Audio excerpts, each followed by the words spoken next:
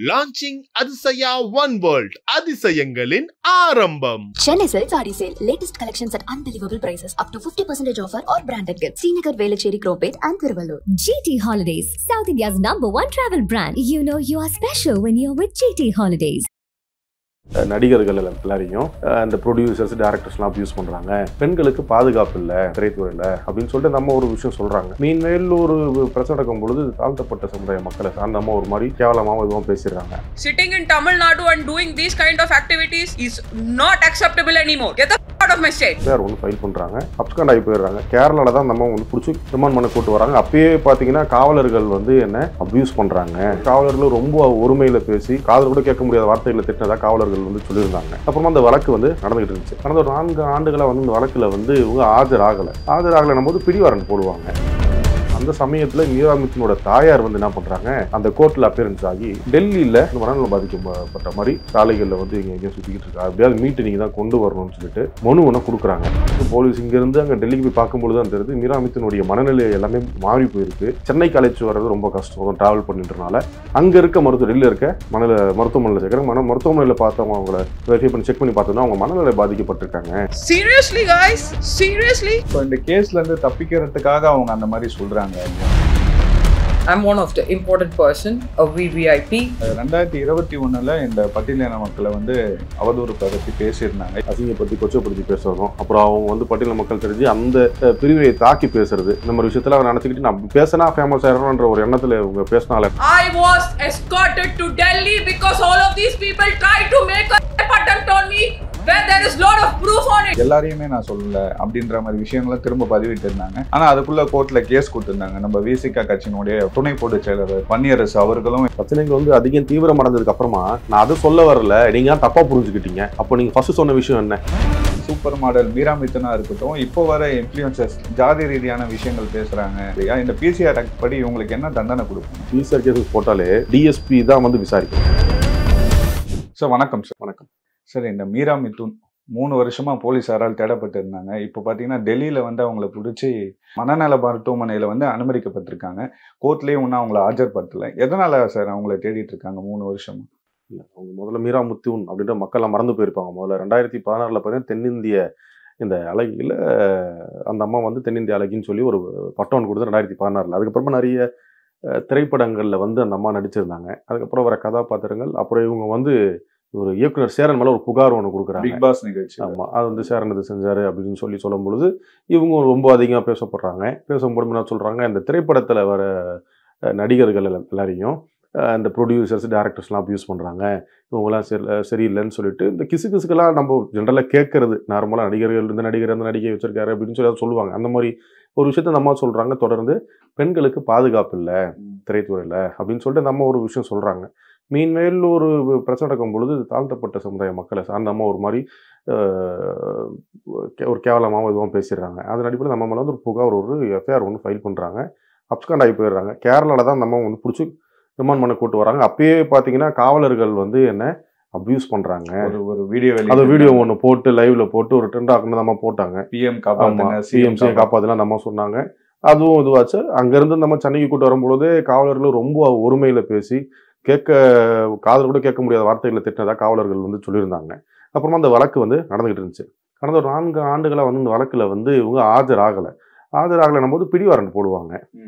நான் bailable warrant பிடிவாரண்ட். அது போட்டோன்னே இந்த அம்மாவை வந்து தேடுறாங்க. ஆனால் இந்த போலீஸ் எங்கே போய் நல்ல இந்த அட்ரஸ் இருக்காங்கன்னு சொல்லி கேட்கும் பொழுது அந்த அட்ரஸ் வேறு அட்ரஸ்க்கு மாறிடுவாங்களாம்.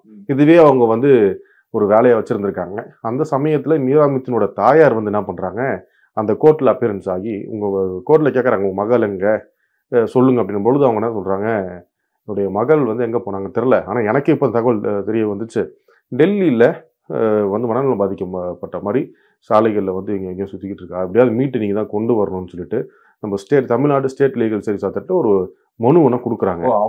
அவங்க மனு கொடுக்குறாங்க. ஆமாம், பொண்ணு அங்கே இல்லை பொண்ணு அங்கே இருக்காங்க, அவங்களை எப்படியா கொண்டு வரணும், என்னால் இது பண்ண முடியல, நீங்கள் நீதிமன்றம் தான் எனக்கு உதவி செய்யணும்னு சொல்லி சொன்னதுக்கப்புறமா முதன்மை நீதிமன்றம் வந்து அதுக்கு ஒரு ஆர்டர் போடுறாங்க. போலீஸ் வந்து மீராமுத்துனை டெல்லியிலேருந்து கூட்டிகிட்டு வாங்க அப்படின்னு. அப்புறமா தெரியுது போலீஸ் இங்கேருந்து அங்கே டெல்லிக்கு போய் பார்க்கும்பொழுது தான் தெரியுது மீராமித்தினுடைய மனநிலை எல்லாமே மாறி போயிருக்கு. அவங்க பேசுகிற வார்த்தைகள் எல்லாம் கொஞ்சம் உச்ச கட்டமாக ரொம்ப அசிங்கமான வார்த்தைகளும் பேசுகிறாங்க. அந்த மாதிரி நிலைமை இருக்கவங்கள சென்னைக்கு அழைச்சி வர்றது ரொம்ப கஷ்டம், ட்ராவல் பண்ணிட்டுனால அங்கே இருக்க டெல்லியில் இருக்க மருத்துவமனையில் சேர்க்குறாங்க. மருத்துவமனையில் பார்த்தவங்க அவங்கள வெரிஃபை பண்ணி செக் பண்ணி பார்த்தோம்னா அவங்க மனநிலை பாதிக்கப்பட்டிருக்காங்க. ஏன்னா ரொம்ப வந்து இந்த பழைய நிறைய விஷயங்களை யோசிச்சு அவங்களுடைய மென்டல் அந்த டீம் வந்து மாறி இருக்கு. ஸோ அவங்கள வந்து மென்டலி இல்லை இருக்கனால அதுக்கு ட்ரீட்மெண்ட் தரணும், ட்ரீட்மெண்ட் இல்லாமல் நீங்கள் போக முடியாது சொன்னாங்க. அதனால் அங்கே இருக்க மருத்துவமனையில் அவங்கள வந்து மனநல மருத்துவமனையில் சேர்த்துருக்காங்க. ஏன்னா இப்போ இந்த கேஸ்ல இருந்து தப்பிக்கிறதுக்காக அவங்க அந்த மாதிரி சொல்றாங்களா இல்லையா சார்? ஏன்னா 3 வருஷமா அவங்க ஆஜராகல கோர்ட்ல, இப்போ பிடிச்சவனே எனக்கு மனநிலை பாதிக்கப்பட்டிருக்காங்கன்னு சொல்லி அந்த கேஸ்ல இருந்து தப்பிக்கிறதுக்காக ஒரு சாதாரண ஜென்ரல் வேர்டில் சொல்லுவோமே, ஒரு மென்டல் ஒரு பைத்தியம் போட்டு நான் மென்டல் நான் பைத்தியம் அப்படின்னு சொன்னா நம்புவாங்களா?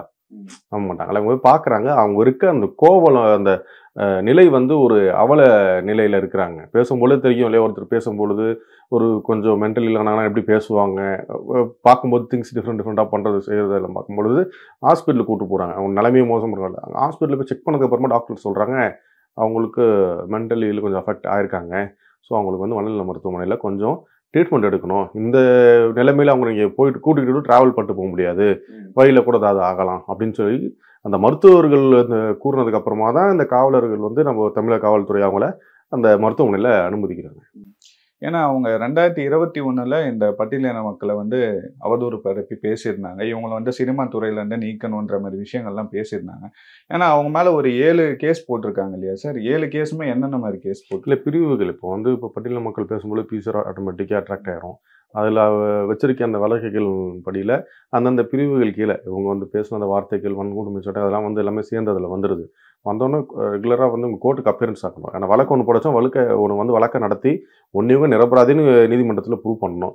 இல்லை அப்படின்னா நீதிமன்றம் வந்து அவங்களுக்கு கன்விக்ஷன் கொடுக்க போகுது. இவங்க ரெண்டுமே இல்லாமல் கோர்ட்டுக்கும் அப்பியரன்ஸ் ஆகாமல் வேறு அட்ரஸ்க்கு வேறு போர்ட்ஸை மாற்றிக்கிட்டே இருந்தனால நீதிமன்றமும் தேடுறாங்க. பட் ஆனால் அவங்கள தேடுறது ஒரு டஃபஸ்ட் திங்காக இருந்துச்சு. ஏன்னா ஒரு ஆண் ஒருத்தர் மேலே வந்து காவல்துறையினர் வந்து ஒரு வழக்கு பதிவு செய்கிறாங்கன்னும் பொழுது அந்த ஆண் கண்டிப்பாக ஏதாவது ஒரு சம்பரிக்குள்ளே வெளியே வந்தாகணும், இடத்த வந்து மாற்ற மாட்டாங்க, அந்த வழக்கை சந்திப்பாங்க. இவங்க ஒரு நடிகை, எல்லாருக்கும் வந்து தெரிந்த நடிகையாக இருந்தாங்க. அது இல்லாமல் தென்னிந்திய அழகியின் பட்டம் வேற வாங்கியிருந்தாங்க, அழகி பட்டத்தை வாங்கியிருந்தாங்க. அந்த அம்மா திடீர்னு அம்மாங்க காணாமல் போயிட்டாங்கன்றது ஒரு கேள்விக்குரிய அதிர்ச்சியாக காவல்துறைக்கு. ஏன்னா தேடும் போதெல்லாம் அங்கே இல்லைன்னும் பொழுது மீரா மிதுனோட தாயாரே வந்து நீதிமன்றத்தில் ஆஜராகி முதன்மை நீதிமன்றத்தில் சொல்கிறாங்க, என்னுடைய மகள் வந்து டெல்லியில் இருக்கிறதா கேள்விப்பட்டேன், சாலைகளில் மனநலம் பாதிக்கப்பட்ட மாதிரி இருக்குது, நீங்கள் தான் உதவணும்னு சொல்லி நீதிமன்றத்தில் அவங்க வந்து மனு கொடுத்தோன்னே நீதிமன்றத்துடைய அறிவுறுத்தலின்படி தான் தமிழ்நாடு ஸ்டேட் லீகல் சர்வீஸ்ன்னு சொல்லியிருக்கு. அதாவது இந்த வழக்கறிஞர்கள் மற்றபடி ஹெல்ப் பண்ணுவாங்க. அங்கே போனால் அங்கே நம்ம தமிழக ஜுடிஷியரி வந்து அந்த சார்பாக சொல்லுவாங்க. அந்த மாதிரி அவங்க மனு தாக்கல் செய்ததை முதன்மை நீதிமன்றம் அந்த காவலர்களுக்கு ஒரு டைரக்ஷன் கொடுக்குறாங்க, நீங்கள் போயிட்டு மீராமிதுன் அங்கேருந்து ரெஸ்கியூ பண்ணிட்டு வாங்க அப்படின்னு சொன்னால் அங்கே போனோன்னா நம்ம நிலைமையை பார்த்து இந்த மருத்துவமனையில் ஆரம்பிக்கிறாங்க. ஏன்னா மீரா மிதுன் வந்து ஒரு சர்ச்சையான ஆள் தான் சார். ஏன்னா அவங்க ஒரு டான்ஸ் ஷோவில் போகிறாங்க, அங்கே பிரச்சனையாகுது, பிக் பாஸ் போகிறாங்க, அங்கேயுமே வெளியே வந்து அங்கே இருக்கவங்களை பற்றிலாம் தப்பாக பேசுறது, இவங்க பதிவிட்டாலுமே ஏதாச்சும் ஒரு சர்ச்சையை கிளப்பிட்டே இருப்பாங்க இல்லையா சார்? இல்லை உண்மை. ஏன்னா ஆரம்ப காலகட்டத்தில் அவங்க ஒரு தென்னிந்திய நடிகையாக வராங்க, ஒரு அழகியாக ஒன்று காமிக்கிறாங்க, திடீர்னு ஒரு ஷார்ட் டைமில் மூவ் ஆன ஒரு கேரக்டர் அந்த அம்மா. திடீர்னு வராங்க, சர்ச்சையில் போகிறாங்க, பிக் பாஸில் போகிறாங்க, ஒரு பிரபல இயக்குனர் மேலே வந்து ஒரு புகார் கொடுக்குறாங்க. அதுக்கடுத்து பேசி வந்தது நிறைய நடிகைகள் இருக்காங்க. மக்களுக்கு ஏதாவது ஒரு பிரச்சனை இல்லும் பொழுது இப்போ நடந்துக்கிட்டு இருக்க நம்ம அந்த துப்புரவு தொழிலாளர்களுடைய பிரச்சனை கூட நிறைய நடிகர்கள் போய் கலந்துட்டு அவங்களுக்கு நாங்கள் உதவியாக இருப்போம் அப்படின்னு சொல்லி சொல்கிறாங்க. அப்படின்னும் பொழுது இவங்களுடைய டாக்கோ இதுவே வேறு மாதிரி இருக்குது. இந்த மாதிரி மக்கள் இப்படி தான் இருப்பாங்க, ஒரு நீங்களும் அதே மனிதர் தான், அவங்களும் மனிதர்கள் தான் அப்படின்னும் பொழுது இன்னொரு மனிதரை சாடி அவர்களுடைய இந்த வாழ்வாதாரத்தை வந்து அசிங்கப்படுத்தி கொச்சப்படுத்தி பேசுறதும், அப்புறம் அவங்க வந்து பட்டியலின மக்கள் தெரிஞ்சு அந்த பிரிவினை தாக்கி பேசுறது, இந்த மாதிரி விஷயத்தில் அவர் நினச்சிக்கிட்டு நான் அப்படி பேசினா ஃபேமஸ் ஆகிறோன்ற ஒரு எண்ணத்தில் இவங்க பேசினால என்னன்னு தெரியல. ஆனால் அதுவே இப்போ அவங்களுக்கு பாதகமாயிடுச்சு. அப்படிதான் சொல்லியிருக்காங்க, இந்த சமூகமே இப்படிதான் இருப்பாங்க, இவங்க குற்ற பின்னணி கொண்டவங்களா தான் இருப்பாங்க, இவங்க திரையுலகத்துலேருந்து இவங்களை நீக்கப்படணுன்ற மாதிரிலாம் பேசியிருக்காங்க. இல்லை அவங்க பேசுகிற காரணமே அதாவது நிறைய வகையில் வந்து ஒருத்தர் வந்து ஃபேமஸ் ஆணைப்பாங்க. இவங்க ஏற்கனவே நடிகையாக இருக்கிறாங்க, ஒரு தென்னிந்திய அழகி வேற அந்தம்மா அப்படின்னும் பொழுது ஒரு விஷயத்தை எடுத்து பேசுகிற ஒரு தன்மை இருக்குது, முறை இருக்குது. ஒரு வேற்று பிரிவினர்களை வந்து அவங்களுடைய ஜாதியை வச்சு பேசுகிறதோ இல்லை அவங்களுடைய வாழ்வாதாரத்தை வச்சு பேசுகிறதோ அவங்க வாழ்க்கை நெறிமுறைகளை வச்சு பேசுகிறது மிக தவறான விஷயம். அதை விட்டுட்டு நம்ம தவறான பேசுவோம், நம்மளுடைய வழக்குகள் போட்டு சிறைக்கு சென்று திருப்பி வெளியே வந்தாலும் சும்மா வெளியே திருப்பி அதே தானே சொல்லுவாங்க, குற்றச்சாட்டுகள் வச்சுட்டு இருந்தாங்க. இல்லை அவங்க ஏதோ மாட்டிக்க போகிறனால நான் வந்து என்ன டார்ச்சர் பண்ண சில பேரை மட்டும்தான் சொன்னேன், நான் மொத்தத்தை எல்லாரையுமே நான் சொல்லலை அப்படின்ற மாதிரி விஷயங்களும் திரும்ப பதிவிட்டு இருந்தாங்க. ஆனால் அதுக்குள்ளே கோர்ட்டில் கேஸ் கொடுத்துருந்தாங்க. நம்ம விசிகா கட்சியினுடைய பொதுச் செயலாளர், துணை பொதுச் செயலாளர் வன்னியரசு அவர்களும் இந்த கேஸில் சம்மந்தப்பட்டு கேஸ் கொடுத்துருந்தாரு இல்லையா சார்? ஆமாம், ஏன்னா அவங்க பேசுகிற வார்த்தைகள் இருக்கு இல்லையா, இப்போ நம்ம வந்து ஒரு விஷயத்த சொன்னதுக்கு அப்புறமா அதை மாற்றி அமைக்கக்கூடாதுல்ல.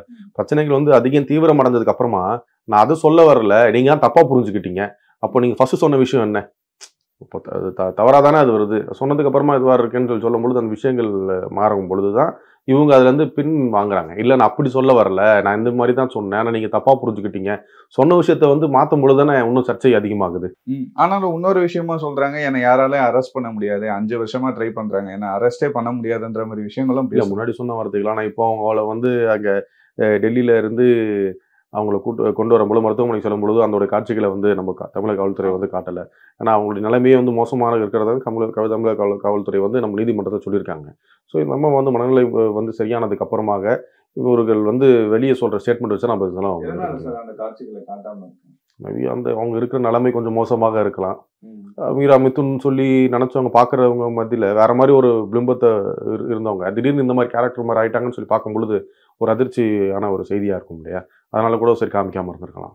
இப்போ சூப்பர் மாடல் மீரா மிதுனா இருக்கட்டும், இப்போ வர இன்ஃப்ளூயன்சர்ஸ் உட்பட எல்லாருமே பார்த்தீங்கன்னா இந்த ஜாதி ரீதியான விஷயங்கள் பேசுகிறாங்க, கேஸ்ட் பேஸ் பற்றி இவங்க இந்த கேஸ்ட் எப்படி தான் இருப்பாங்கன்ற பற்றியெல்லாம் பேசுகிறாங்க இல்லையா. இது வந்து தொடர்ந்தா சர்ச்சை வருது இல்லையா. இந்த பிசிஆர் ஆக்ட் படி இவங்களுக்கு என்ன தண்டனை கொடுப்பாங்க? பிசிஆர் ஆக்ட்ன்ட்டு நம்ம சொல்ல போனால் இந்த பட்டியலின மக்களுக்காக உருவாக்கப்பட்ட ஒரு ஆக்ட். ஏன்னா ஒரு ஜாதியின் அடிப்படையில் நீங்கள் வந்து இப்போ இல்லை அப்பத்துலேருந்தே தீண்டாமைன்ற கொடுமை வந்து அதிகமாக இருக்குது. இந்த மாதிரி மக்கள் வந்து கோயிலுக்குள்ளோட போகக்கூடாது, இந்த தெருவுக்குள்ளே வரக்கூடாதுன்னு சொல்லிட்டு அந்த காலத்துல அது வந்து பெரியார் வந்து இல்லை இந்த மக்களும் உள்ளே வரணும், அவங்களும் கோயிலுக்குள்ளே போய் சரிசமமாக சாமி கும்பிடணும் அப்படிலாம் சொல்லி போராடி தான் கொண்டு வந்து அந்த மக்களுக்கு ஒரு இது வந்து வாங்கி தராங்க.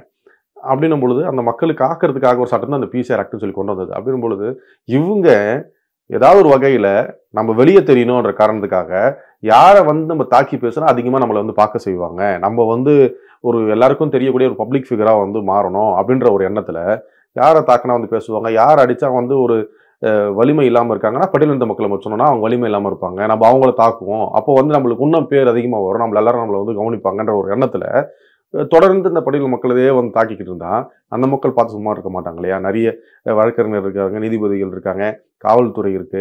அப்படி பார்க்கும் பொழுது ஒரு சில சமூகத்தை நீ வந்து தவறாக பேசி சித்தரித்து குற்ற பின்னணியில் உள்ளவங்க அப்படிலாம் வந்து விஷயங்களை சொல்லி உங்களை அடையாளப்படுத்திக்கணுன்ற காரணத்துக்காக சொல்லும் அந்த மக்களை வந்து குறிப்பிட்டு சொல்லும் பொழுது அப்போது நீதிமன்றமோ இல்லை காவல்துறையோ பார்த்துக்கிட்டு அமைதியாக இருக்க மாட்டாங்க. அதனால தான் வழக்குகள் வந்து இந்த பட்டியலின மக்களை வந்து யாராவது தரக்குறைவாகவோ இல்லை இழிவுபடுத்தியோ இல்லை மரியாதை குறைவாக எந்த ஒரு விஷயங்களை செய்தாலும் அவர்கள் மேலே வழக்கு போட்டு அவர்களை வந்து சிறையில் அடைத்து அந்த வழக்கு மற்ற வழக்கு இல்லாமல் இது ஒரு ஸ்பெஷல் கேஸாக வந்து பார்த்துட்டு தான் நம்ம நடவடிக்கை எடுப்பாங்க. ஏன்னா மீரா மிதுன் மேலேயே 7 பேரையும் கீழே வழக்கு பதிவுபடுத்திருக்கு. இப்போ என்னென்ன மாதிரி தண்டனை கிடைக்கும்? அந்த பிசிஆர் கேசஸ் போட்டாலே ஒரு டிஎஸ்பி தான் வந்து விசாரிக்கணும், அது கீழே இருக்கவங்க இது பண்ணக்கூடாது. ஏன்னா டிஎஸ்பி எல்லாமே தான் விசாரிச்சோன்னா அவர் வந்து ஒரு சூப்பரண்ட் போஸ்டில் வரக்கூடிய ஒரு நபர். ஏன்னா இன்ஸ்பெக்டர்ஸோ இல்லை எஸ்ஐஸோ வந்து இது பண்ணாங்கன்னா மேன் ஹேண்டலிங் வந்து தப்பாயிருன்ற காரணத்துக்காக தான் பிசிஆர் எழுதும்போது ஒரு டிஎஸ்பி தலைவர் தான் விசாரிக்கணுன்றதுக்காகவே அது கைட்லைன்லேயே தெளிவாக வந்து கொடுத்துருக்காங்க. ஸோ அப்படிப்பட்ட விஷயங்களை வந்து நம்ம தமிழக அரசு வந்து கையாளும் பொழுது இவர்கள் வந்து இந்த மக்களை வந்து இழிவுபடுத்தி பேசுறதுனால தான் அவங்க மேலே வந்து இந்த பிரிவுலாம் போட்டு அவங்களை கைது செய்து சிறையில் வச்சு அப்போ கைது செய்ய முடியும் இவங்க வந்து அப்ஸ்கன் ஆகிட்டாங்க. ஏன்னா அப்போ வந்து தெரிஞ்சுதானே பண்ணுறாங்க, ஒருத்தர் வந்து ஒரு இடத்துல இருந்து அப்ஸ்கன் ஆகி நம்ம கைது செய்யறது தப்பிக்கணும் போது அப்போ தெரிஞ்சுதான் பேசியிருக்காங்க. அப்போ அதில் நம்ம தமிழக காவல்துறை வந்து நுண்ணறிவாக செயல்பட்டு அவங்க இருக்க இடத்த வந்து கரெக்டாக பிடிச்சி அந்த கேரளம் தூக்கிட்டு வந்துட்டு தான் ரிமாண்டும் பண்ணாங்க. ஸோ அடுத்த கட்டத்தை வந்து அவங்க டெல்லியிலேருந்து சென்னை கூட்டதுக்கு அப்புறமா தான் இந்த வழக்குடைய மேன்மையான விஷயங்கள் தெரியும். ஏன்னா இவங்க மனநல பாதிக்கப்பட்டிருக்கதா சொல்லியிருக்காங்க, அங்கே இருக்க டாக்டர் அனுமதிச்சாதான் இவங்க இங்கே வரவே முடியும். அப்போ இது வந்து அவங்க சப்போஸ் இப்படியே தான் நான் இருக்கேன்ற மாதிரி அவங்க ஆக்ட் பண்ணுறாங்களோ இல்லை உண்மையாக அப்படி இருக்காங்களான்னு யாருக்கும் தெரியாது. அப்படி இல்லை, அனுமதிச்சதான் இல்லை மருத்துவரில் இப்போதைக்கு ட்ரீட்மெண்ட் எடுத்துகிட்டு கூட்டிகிட்டு போங்க சொல்கிறாங்க தவிர்த்து யாராலேயும் அனுப்ப முடியாதுன்னு சொல்ல முடியாது இல்லையா. நீதிமன்ற வழக்கு வந்து நிலுவையில் இருக்குது. அந்த சமயத்தில் நீதிமன்றம் தான் தமிழக காவல்துறைக்கு ஒரு டைரக்ஷன் கொடுக்குறாங்க, போயிட்டு மீரா மிதுன் நாங்கள் ரெஸ்கியூ பண்ணிட்டு வாங்கன்னு சொல்லிட்டு. அப்போ ஒரு மருத்துவர் வந்து அனுப்ப முடியாதுன்னு சொல்ல முடியாது. அவங்களுக்கு மருத்துவ சேவை தேவைப்படுது, நீங்கள் அவங்களுக்கு ட்ரீட்மெண்ட் கொடுத்துட்டு கூட்டிகிட்டு போங்க தான் சொல்கிறாங்க. ஸோ அவங்க வந்ததுக்கு அப்புறமா இந்த கேஸோடைய ட்ரையலோடைய ஸ்டேஜ்லாம் போய்கிட்டு அப்புறமா நீதிபதி கொடுக்குற அந்த முடிவில் தான் இருக்குது. மீரா மிதுன் வந்து ஏதாச்சும் ஒன்று மட்டும் சொல்ல, ஆரம்பத்துலேருந்து கொஞ்சம் சர்ச்சையான ஆள் தான். எல்லாரும் பற்றியும் நெகட்டிவ் ஃபேம் கொண்டவங்க தான் இவங்க. இந்த கேஸ் எப்படி வருதுன்னு பார்க்கலான்ற மாதிரி சொல்லிடுங்க. ஏன்னா ஃபுல்லாகவே அவங்க ஒரு நெகட்டிவ் ஃபேம் தான் அவங்க. இப்போ மீரா மிதுன் வந்து பார்த்தீங்கன்னா சார், இந்த ஸ்டார்டிங்லேருந்தே பார்த்தீங்கன்னா அவங்க ஃபுல்லாக நெகட்டிவ் ஃபேம் தான். யாரை பற்றி வேணால் தப்பாக பேசுவாங்க. யார் ரஜினியை பற்றி பேசியிருக்காங்க, சமூகத்தை பற்றி பேசுகிறாங்க. இல்லை இந்த டைரக்டர் வந்து இந்த ஹீரோயின் வந்து என்னை பற்றி ஃபாலோ பண்ணுறாங்க, என்ன மாதிரி ஆக்ட் பண்ணுறாங்கன்ற மாதிரி விஷயங்கள்லாம் பேசுகிறாங்க இல்லையா, அதை பற்றி கேட்குறேன். இல்லை, உங்கள் மீரா மிதுன் பார்த்தீங்கன்னா ஆரம்ப காலகட்டத்திலேருந்தே முன்னாடி நான் சொன்ன மாதிரி தான் ஒரு சர்ச்சைக்கு பெயர் போனவங்க. இவங்க வந்து நல்ல விஷயங்களை சொல்லி நம்ம வந்து மக்களுக்கு வெளியே தெரியணுன்றத மறந்துட்டு கெட்ட விஷயங்களா அவங்களுக்கு வந்து இந்த நம்ம சொல்றது கெட்ட விஷயம் கூட தெரியாமல் ஃபுல்லாகவே தப்பாக யாருன்னு சொல்கிறதும். ஏன்னா இன்னைக்கு இருக்க இந்த 50 ஆண்டு காலம் வந்து நடித்திருக்காரு திரைத்துறையில்னு சொல்லிட்டு ரஜினிகாந்துக்கு பாராட்டுலாம் வைக்கிறாங்க. அப்படின்னும் பொழுது பெரும் நடிகர்கள், அப்புறம் வந்து இந்த அரசியல்வாதிகள் மற்றவங்களை வந்து நம்ம குறிப்பிட்டு சொன்னால் நம்ம இன்னும் நல்ல பிரபலம் ஆகுன்ற மைண்ட் செட்டில் எடுத்துக்கிட்டு தப்பான விஷயங்களை சொல்லி நம்ம ஆளாக நினைச்சாங்க. ஆனால் காலமோ நேரமோ அந்த அம்மாவுக்கு வந்து சரியாக கை கொடுக்கல. அந்த ஒரு காரணத்தினால தான் இந்த வழக்கு போட்டு இந்த அளவுக்கு அவங்க சீரழிஞ்சிருக்க காரணம். ஃபுல்லாக நெகட்டிவ் ஃபேம் தான் இவங்க. ஆமாம், அதுதான் தப்பான விஷயங்கள் சொன்னால தான் இந்த அம்மாவுக்கு வந்து எதிர்மறையான கருத்துக்களை வெளியே சொல்லி அதுக்கப்புறமா வந்து பட்டியல மக்களை வந்து தவறுதலாக வந்து பேசுறதுனால தான் இவங்களுக்கு தொடர்ந்து அந்த விஷயங்கள் தான் அவங்க நெகட்டிவ் ஃபேமாக. மீரா மிதுன் எடுத்தாலே இந்த அம்மாவுடைய சொல்ற விஷயங்கள் எல்லாமே எதிர்மறையாக தான் இருக்கும், சரியாக இருக்காது அப்படின்ற கருத்து தான் எல்லாருக்குமே பரவலாக தெரியப்பட்டது. இதுக்கப்புறம் அவங்களை இங்க கூட்டிட்டு வந்த பிறகு இந்த கேஸ் வந்து விசாரிக்கப்பட்டு இதுக்கப்புறம் தான் நீதிபதி வந்து தீர்ப்பு கொடுப்பாரு இல்லையா? ஆமா, விசாரணை வந்து ட்ரையல் நடந்துகிட்டு இருக்கு. ட்ரையல் நடக்கும் பொழுது இவங்களுடைய அப்பியரன்ஸ் அங்கே காமிச்சு இவங்க தரப்புல இருக்க நியாயத்தை சொல்லி இவர்களுக்கு அந்த கூட்டத்துக்கு சம்மந்தம் இல்லைன்னு விடுவிக்கப்படுவாங்க. இல்லைன்னும் பொழுது அவங்க வந்து கன்விக்ஷன் கொடுக்கப்படுவாங்க, தண்டனை கொடுக்கப்படும் நீதிபதியால். ஸோ அதனால பொறுத்து இருந்தா பார்ப்போம். ஓகே, ரொம்ப நன்றி sir. Launching Athisaya one world, அதிசயங்களின் ஆரம்பம். Chennai Silks Saree Sale. Latest collections at unbelievable prices. Up to 50% offer or branded gifts. Srinagar, Velachery, Cropate and Thiruvallur. GT Holidays, South India's #1 travel brand. You know you are special when you're with GT Holidays.